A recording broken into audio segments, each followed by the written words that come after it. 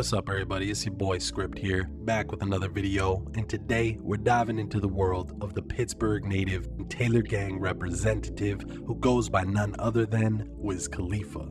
For the most part, Wiz is a rapper who appears to steer clear of the controversial industry rumors like blood sacrifices and whatnot, but as we explore on this channel, there's often more beneath the surface. And as I peel behind the layers when making these videos, I'm on the internet, surfing through many different sites, watching interviews, and reading articles, trying to piece the puzzle together. But pretty often, I'll run into a video or a site that blocks me from viewing it due to my geographical region. Thankfully, I use Surfshark VPN to overcome these limitations. With advanced encryption and cutting-edge VPN protocols, Surfshark safeguards my online activities, ensuring my personal information remains private and protected from cyber threats. Moreover, Surfshark allows me to bypass geographical restrictions, granting access to a broader selection of shows, movies, and websites from different regions, enhancing my entertainment options and online freedom. Additionally, Surfshark provides the convenience of securing multiple devices under one account, offering a comprehensive approach to digital security. If you too want to benefit from Surfshark services, use my link in the description or enter the code SCRIPT at checkout to get 83% off and 3 months free. Plus, Surfshark even offers a money-back guarantee for those who may be skeptical about trying new things. By using Surfshark, you can protect yourself online, enjoy the full potential of the internet, and support me and the channel. But without further delay, let's get into the video.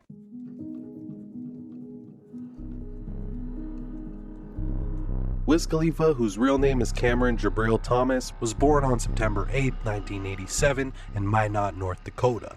His parents were members of the United States Armed Forces, which led them to frequently move to places like Germany, the United Kingdom, and Japan, before settling in Pittsburgh, Pennsylvania. Encouraged by his parents, Peachy Wimbush and Lawrence Thomas, Wiz developed an early interest in music. Attending Taylor Alderdice High School, he immersed himself in Pittsburgh's hip-hop scene, participating in freestyle sessions, honing his skills. Inspired by the city's vibrant hip-hop culture, Wiz crafted lyrics reflecting his life experiences and the environment around him.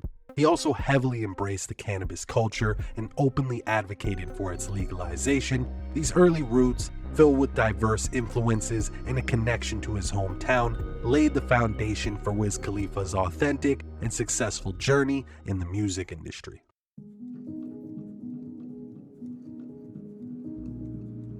Wiz Khalifa's rise to fame definitely wasn't something that happened overnight. In 2005, Wiz Khalifa signed with Pittsburgh's very own Rostrum Records, who were instrumental in helping curate his career while young. Wiz dropped a bunch of projects that didn't necessarily shake up the hip-hop scene, but was enough to showcase his potential and gain him some pretty loyal fans early on. After honing his skills in the Pittsburgh hip-hop scene, his name only began to carry more weight throughout the city. In 2009, Wiz linked with the legendary New Orleans rapper Currency for their joint tape, How Fly, which further broadened his name. But it was his mixtape Kush and Orange Juice, released in 2010, that proved to be the turning point in his career. Its massive success not only catapulted Wiz to national recognition, but also garnered critical acclaim for its distinctive sound and captivating lyricism. The mixtape's popularity caught the attention of major record labels, leading Wiz to signing with Atlantic Records. This major label deal opened doors to a broader audience and further expanded his fan base. Riding the wave of success, Wiz Khalifa's breakout single, Black and Yellow, became a massive hit, reaching the top of the Billboard Chart 100 and solidifying his position as a rising star in the hip-hop world. Beyond his musical accomplishments, Wiz Khalifa's charismatic persona and carefree demeanor resonated with fans, making him a relatable and beloved figure in the industry. He embraced his passion for cannabis openly, breaking stereotypes and connecting with audiences who appreciated his authenticity. He often did this through his vlogs called The Day to Day, which were pretty innovative as most rappers weren't documenting that much about their life at the time. It only later became popular for more artists to put out vlogs to share with their fans. Throughout his ascent, Wiz continued to release successful albums, collaborating with renowned artists and producers. His unique blend of laid-back flows, catchy hooks, and unapologetic style solidified his place in the rap landscape. His collaborations with fellow artists including Snoop Dogg, Charlie Puth, and Maroon 5 further cemented his status as a prominent figure in the popular culture. Wiz even starred in the film Mac and Devin Go to High School, even getting his feet wet in the acting world. And as his star continued to rise, Wiz Khalifa's talent and dedication were recognized with numerous awards and nominations. He received accolades from prestigious award shows including the BET Awards, Billboard Music Awards, and Teen Choice Awards. But unfortunately, like we've seen countless of times before, as an artist receives some accolades, it almost always comes at a cost. Now, at the cost of what exactly? Well, sometimes it can be a close friend, or other times it's their family member, or members in some cases.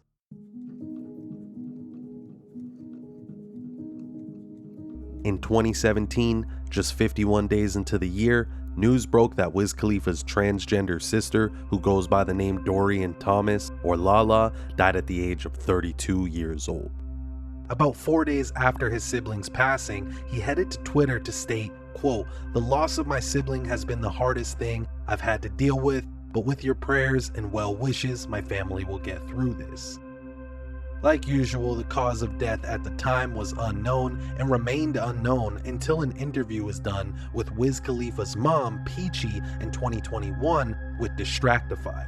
In this interview, we learned that Dorien Thomaz, Wiz Khalifa's deceased sibling, died of lymphoma, which is a type of cancer that affects the immune system's lymph nodes and tissues. According to Wiz Khalifa's mother, Peachy, it's reported that Dorien refused all life-saving measures despite the family's pleas for medical intervention. Peachy also mentioned that LaLa made up her mind not too long after her diagnosis, and Peachy had no choice but to respect her daughter's decision. Quote, "She was like, no, they're gonna kill me," because she was cognizant. She lives in this male-looking body and she knows how she's been treated or mistreated by everybody.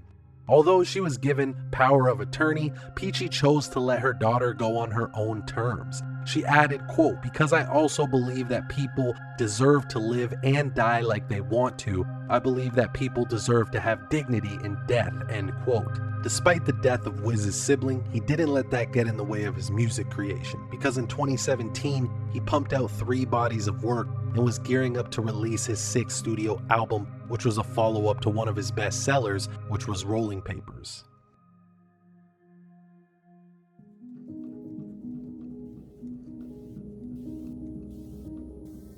Without further ado, let's dive into the decoding process using the practice of English gematria. By analyzing the code of letters and numbers along with date numerology, we can uncover intriguing numerical patterns that relate to the narrative at hand. First things first, you can see that Dorien Thomaz matches in the reduction cipher with blood and human sacrifice, a number we see often in the Faustian bargain videos. This ritual was finalized on February 20th of 2017, which was a Monday. Notice Monday, ritual, and sister all equal 27 in the reduction cipher. Again, this was Wiz Khalifa's transgender sister. But now let's talk about some date numerology. Here you can see that Dorien died on a date with prime numerology of 59. This matches with the name Dorien Thomaz in the reverse reduction cipher. Dorien also died on a date with 32 numerology, which is significant as it matches Dorien's age of death. On top of that, as mentioned earlier, Dorien died of lymphoma, which so happens to equate to 32 in the reverse reduction cipher. Dorien was even pronounced dead on a date with 14 numerology.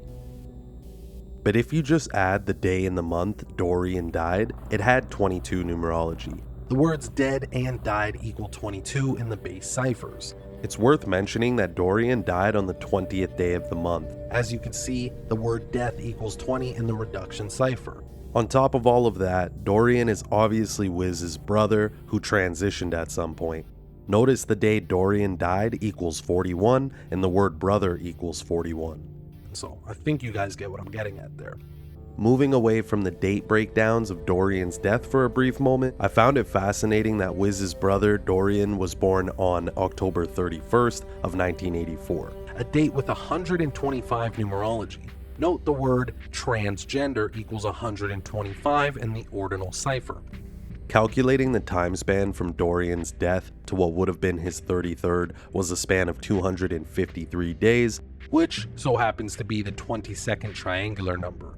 But check this out. By typing the date Dorien died as such, it happened to equate to 154, matching with the phrase ritual sacrifice. I mean, the numbers keep pointing in that direction, and I'm just simply going by what they report. Beyond that, I couldn't help but notice that from Dorien's death to what would have been Wiz Khalifa's 30th birthday at the time was a span of 201 days, which ties to none other than the Jesuit order, the main culprits behind the entertainment industry, as discussed countless of times in previous videos, so go check those out.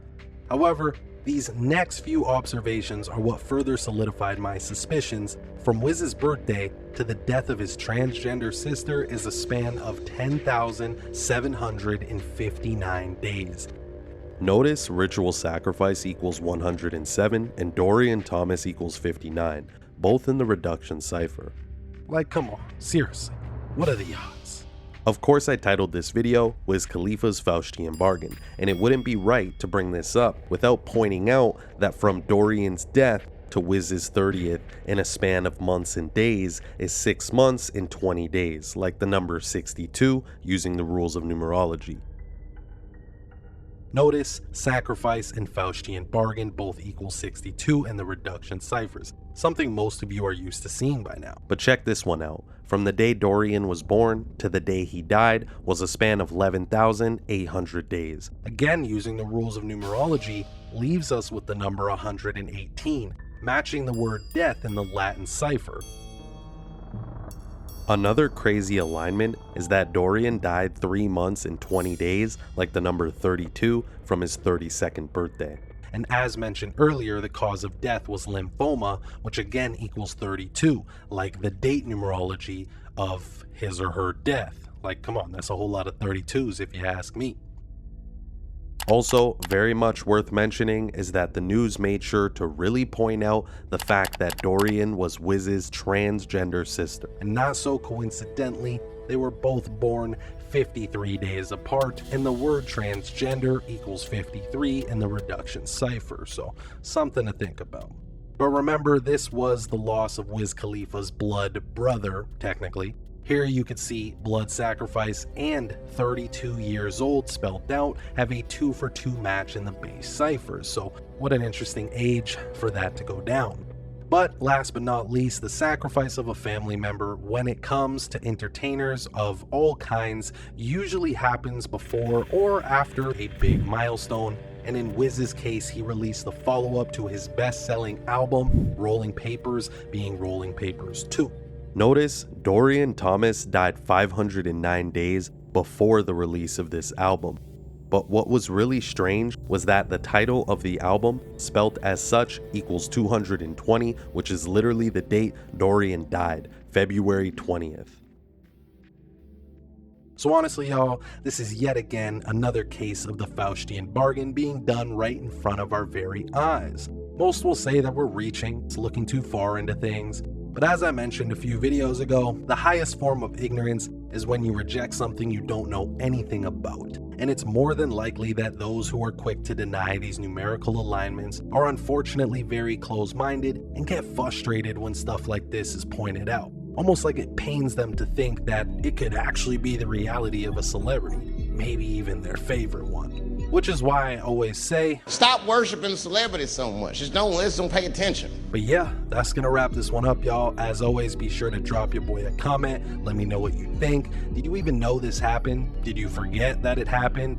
Whatever you got on your mind, drop it down below. Also, make sure to beat the hell out of that like button for me, share the video, and most importantly, subscribe, man. Remember, all of those things are free to do. It's been your boy Script, and I'm out of here.